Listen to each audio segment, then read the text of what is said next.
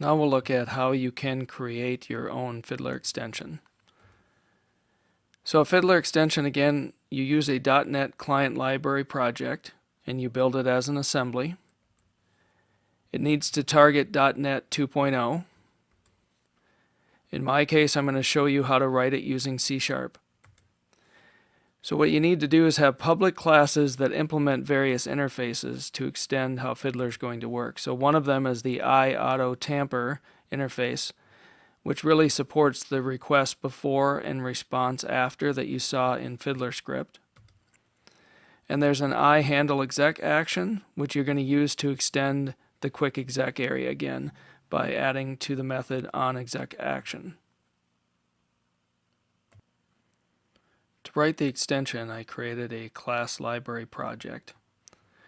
You'll notice that I can specify, if desired, what version of Fiddler is required, so I need at least a version above this for this extension to load. I specify a public class that implements, in my case, I want to add a new quick exec function, but I want to do it using C#. So I'm going to implement the iHandleExecAction interface. There are a few methods in that. The important one is the onExecAction, which is going to take the commands that were specified. The utilities come built in with a parameterized, so this is going to break the command up into the separate parameters for me. And in this case, I'm going to specify RHI is going to be my action. So when you go in quick exec and type the RHI space and a host name again, this will go validate that the parameters are the right length. If not, it will set the status and return false.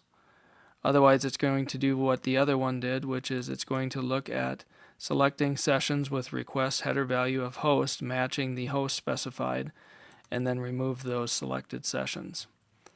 So I'll build this assembly, and then I'll drop it in my Documents folder in Fiddler in the Scripts folder.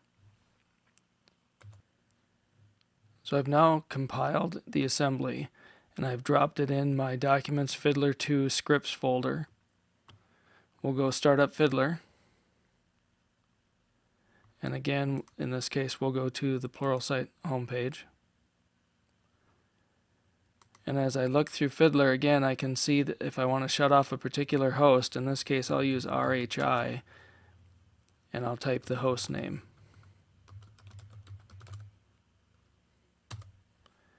And you'll see it removes those sessions as you would expect. So again, it's just a way to extend how Fiddler user interface is going to work. I can also have it automatically change responses that would go back to the client or requests that would get sent to the web server. Again, in this case using C# code